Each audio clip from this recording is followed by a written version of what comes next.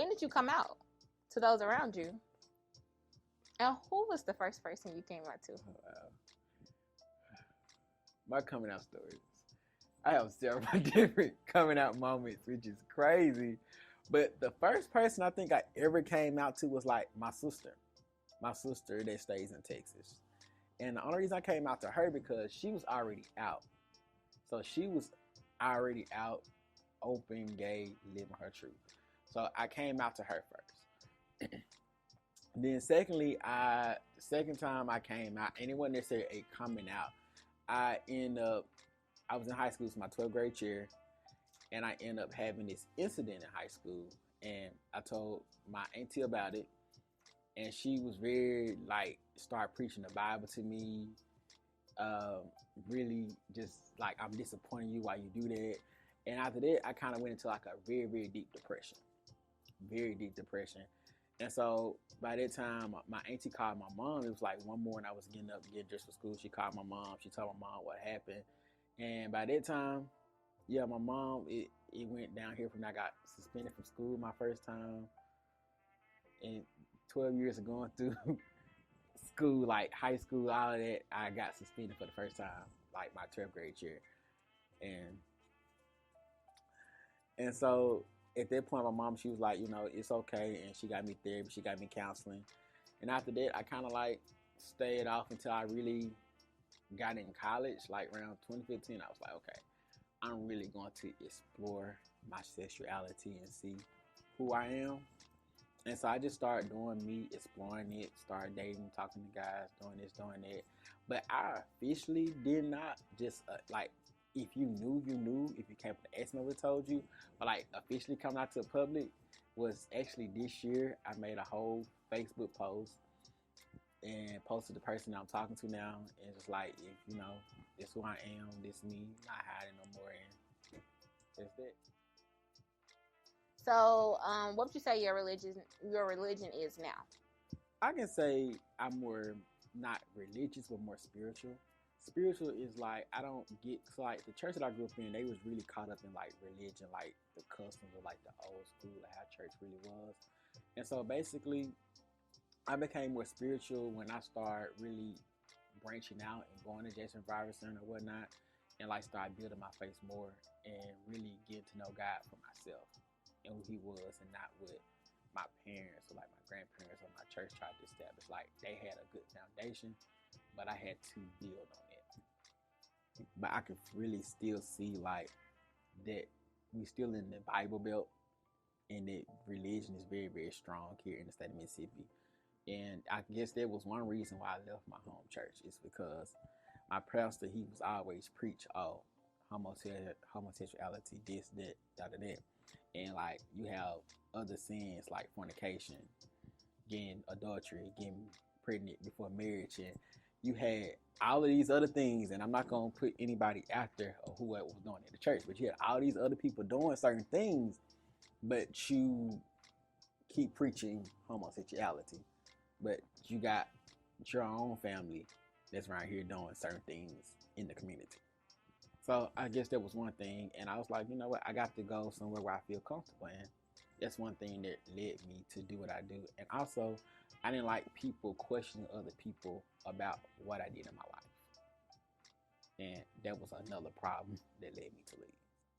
Do you mind explaining or giving examples of gay lingo?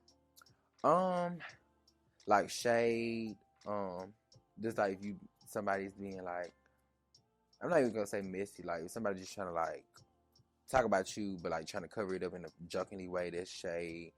I'm trying to think as a young boy, what did I learn about it's a lot that I learned about and it was honestly coming from reality TV, Love and Hip Hop.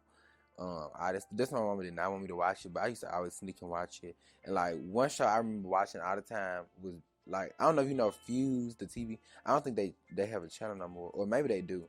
But Big Freddie used to have a show, and I used to love watching that show. And I used to love Bad Girls Clubs. I used to learn a lot of stuff from TV, honestly. It's so hard not to use gay lingo, even with just being a straight woman or a straight male. It's just it's so catchy, you get what I'm saying? So when the whole world saying it, 9 times out of 10, they probably said it. Like, you know. What are some places here in Jackson that you feel comfortable in? See, one thing about me, I really don't go out that much, but my freshman year, my cheer captain did take me to the gay club Metro. And it was actually like a very fun environment. Like, you know how you just hear like a lot of bad things about gay people, like a lot of gay people in one setting.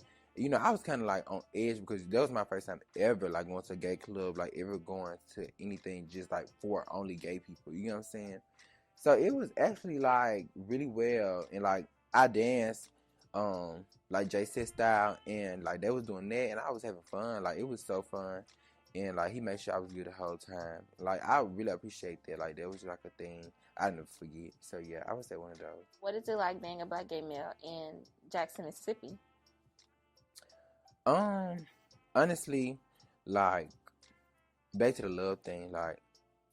You know how people like want like a picture perfect, like, oh, I'm in love, like this love story.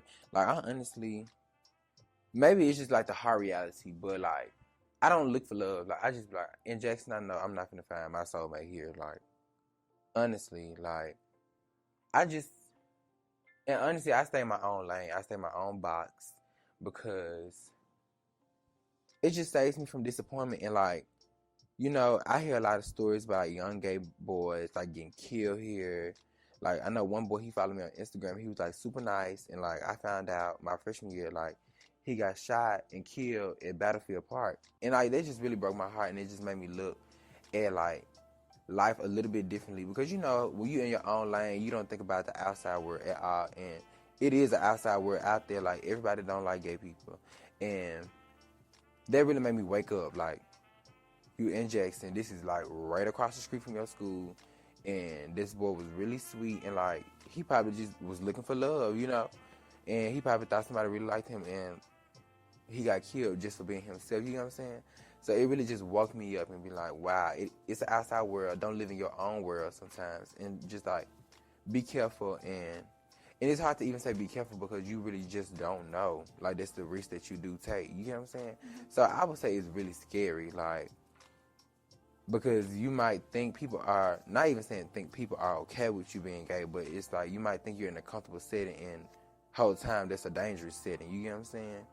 So I would say it's very scary here being gay, but I try not to let it scare me. What is it like being a gay black man in the South?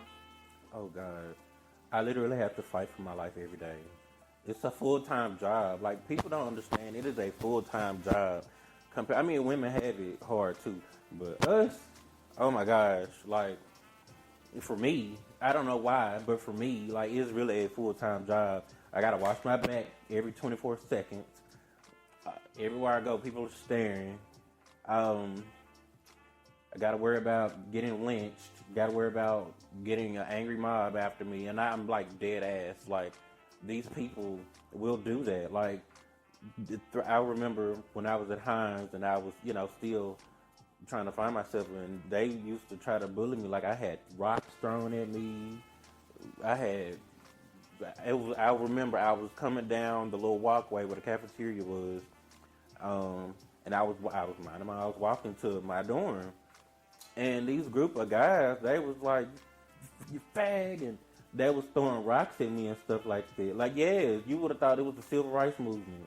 Or the civil rights era, that's the way they were acting. Or I would get on the elevator in my dorm, and it was a group of them, and they was just fag. Literally, and I was just sitting there, you know, just like calm, like the black people were when the white people was calling them niggers. Yeah, that's how it was. But I have to say, being a gay black man in the South that's openly, you know, gay, it's a tough job. Like it may seem easy, but it's really not. Especially, you really have to have a tough backbone, thick skin, and a mouth on you if you want to survive down here. And the attitude and the confidence. Because these people will eat you alive. They will eat you alive. And I'm not finna be one of them, because you're not finna eat me alive. If anything, I'm gonna eat you alive. Describe and explain what that means to you being a gay black male. I like other men. It's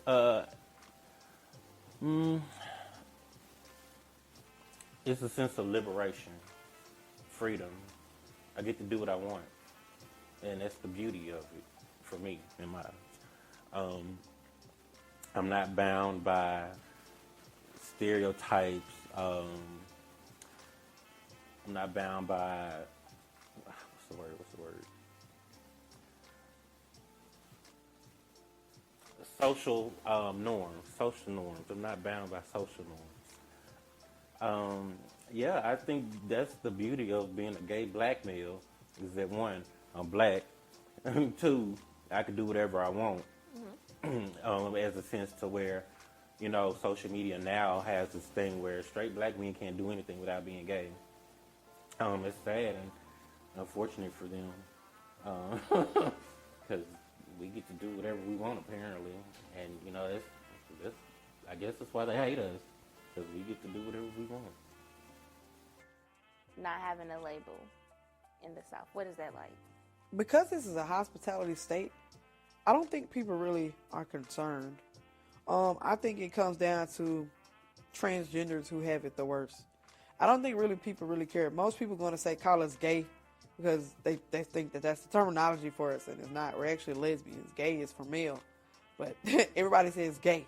So I don't think. Now, I'm going to honestly say I've never been in a situation in Mississippi where somebody has encountered me about my sexuality. I've been in a situation where I felt like something was done because of my color of my skin, not what I go by. Do you believe that being black has impacted your LGBTQ experience in the South? Yeah, in some parts. LGBT, to be honest, what people don't, it's not really a big difference. The homosexual community and the LGBT, and the heterosexual community, they have the same thing. It's just women and women, men and men. Arguments, fights, drama. The only thing is that most people don't have, well, you know what, to be honest, they have, the gay, homosexual community have problems with baby daddies and baby mamas, to believe it or not. So people think that it's a big difference. It's really not. The same stuff that a heterosexual community go through, same thing as a homosexual community go through. Not being a party promoter, I will say that you're less likely to hear about gun violence at a lesbian club versus you will hear about that more at a heterosexual club. Now I will say, now that I'm over helping my Rainbow Father in Hattiesburg for the Pride there, it's segregated. The white LGBT never want to come have events that are LGBT, but they want us to be on board to help bring in black for their side. But they never want to come to our side. So it is still segregation, believe it or not. People don't believe me, but it's still here. This stuff didn't go away. Just cover it up, but it's still here. So definitely, it definitely makes a different experience.